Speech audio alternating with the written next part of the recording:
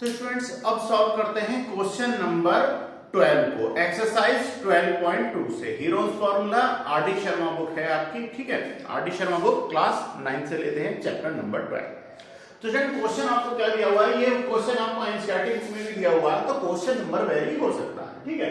तो क्वेश्चन क्या है, find the area of the blade of the magnetic compass. तो एक मैग्नेटिक कंपास शो किया हुआ है आपके लिए और इसका हमें एरिया फाइंड आउट करना है, ठीक है, of the blade in figure. तो फिगर नंबर आपका बुक टू बुक वेरी हो सकता है, आरडी शर्मा में कुछ और नंबर दिया होगा 12 पॉइंट समथिंग है और एनसीईआरटी बुक में फिगर नंबर कुछ और दिया होगा, ठीक है। डजंट मैटर, हमें फिगर से मतलब है, ठीक है ना।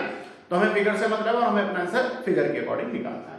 तो जो यहां पर अगर हम देखें तो हमें एक फिगर दिया हुआ है, ये मैग्नेटिक ब्लेड है। तो आप समझिए हमें सिर्फ ब्लेड के ऊपर ऊपर का निकालना है, नीचे के इससे हमें कोई मतलब नहीं है एरिया से, हमें सिर्फ किसका निकालना है, ब्लेड का निकालना है।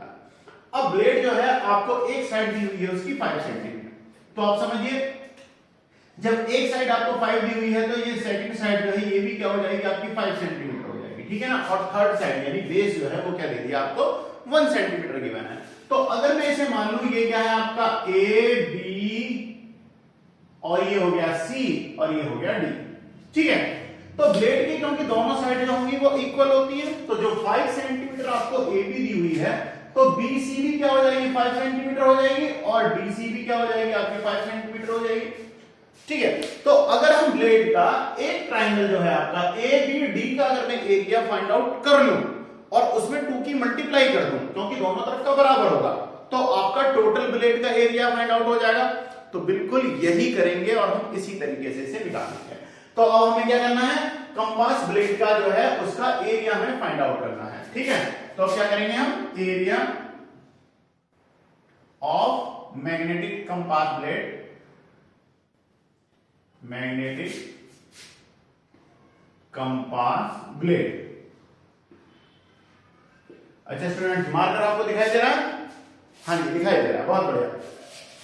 तो हमें मैग्नेटिक कंपास ब्लेड का जो एरिया निकालना है तो हम उसके लिए क्या करेंगे, ABD एरिया ऑफ ट्राइंगल क्या हो जाएगा ABD में अगर मैं 2 की मल्टीप्लाई कर दूं क्योंकि सेम साइड इसकी डिफरेंट दूसरी साइड भी है तो जो भी एरिया आपका ABD का आ जाएगा या तो मैं उसमें उतना ही एरिया ऐड कर दूं तो भी मतलब वही है, वही आंसर आएगा, या उसके अंदर 2 की हम मल्टीप्लाई कर दें तो भी आंसर वही आने वाला है। तो ठीक है, तो सबसे पहले हमें क्या करना है, एरिया ऑफ ट्राइंगल ABD निकालना है, ठीक है ना। तो ABD अगर मैं निकालता हूं तो सबसे पहले आपको क्या करना पड़ेगा, ये आपको निकलेगा हीरोज फार्मूले से। तो हीरोज फार्मूले के लिए हमें S की वैल्यू फाइंड आउट करनी है यानी सेमी पैरामीटर फाइंड आउट करना है।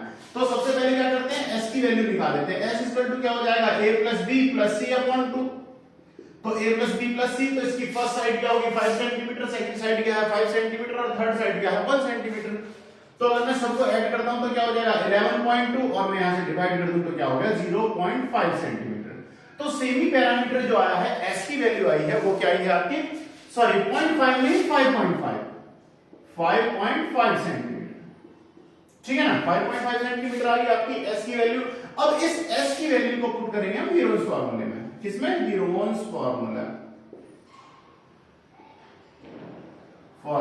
उससे क्या करेंगे हम, एरिया फाइंड आउट करेंगे।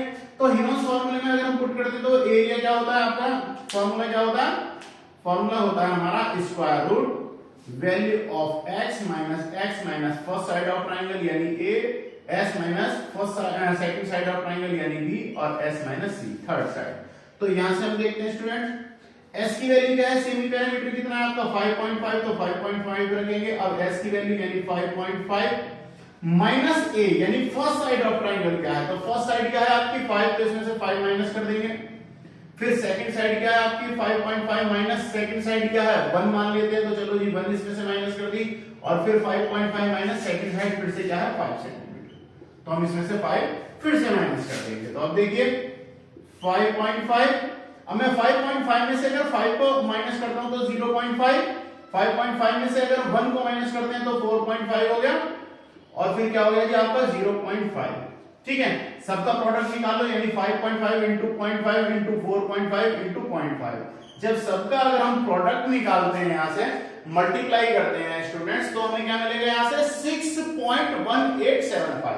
तो हमें क्या मिलेगा 6.1875 875 और जब हम इसका भी स्क्वायर रूट निकालेंगे तो ये वैल्यू क्या आपकी बन जाएगी, हम इसे नोट कर सकते हैं। वैसे तो ये वैल्यू आएगी आपकी डेसिमल में, तो डेसिमल में क्या आएगी 2.4874, बट इसे अगर हम राउंड फिगर में जैसे लिखते हैं तो हम इसे 2.49 नोट कर सकते हैं। ठीक है, तो आपका area of triangle ABD equal to क्या आ जाएगा 2.49, क्योंकि ऐसे करोगे तो आगे तक डेसिमल आते जाएंगे, तो हम इसे राउंड फिगर में 8 को क्या प्लेस कर देंगे 9 कर देंगे और खत्म करेंगे इसे। तो इसका एरिया क्या आ जाएगा 2.49 सेंटीमीटर स्क्वायर। अब देखो जो आपका ब्लेड है वो क्या है ABD प्लस BCD का एरिया, और BCD क्योंकि डायमेंशन ये भी इसकी इतनी है तो ये कितना हो गया 2.49 हो गया, तो ये भी कितना हो जाएगा 2.49 हो जाएगा। दोनों को सम कर दो तो टोटल ब्लेड बन जाएगा, तो टोटल ब्लेड निकाल लेते हैं, तो दोनों को सम कर देते हैं, तो क्या हो जाएगा area of blade, area of magnetic blade, magnetic blade is equal to area of triangle कौन सा है ABD और प्लस सेकंड जो है वो भी इसके इक्वल है, तो क्या हो जाएगा BDC। तो दोनों का एरिया क्योंकि इक्वल है, तो क्योंकि डायमेंशन इक्वल है तो क्या हो जाएगी 2.49 और प्लस 2.49, दोनों को ऐड कर देंगे तो स्टूडेंट हमें आंसर क्या मिलेगा 4.98 सेंटीमीटर स्क्वायर, 4.98 सेंटीमीटर स्क्वायर। ठीक है, तो आपका एरिया ऑफ ब्लेड यानी ब्लेड का एरिया क्या आएगा 4.98 सेंटीमीटर स्क्वायर। तो स्टूडेंट क्वेश्चन नंबर 12 कंप्लीट है। नेक्स्ट क्वेश्चन में मिलते हैं।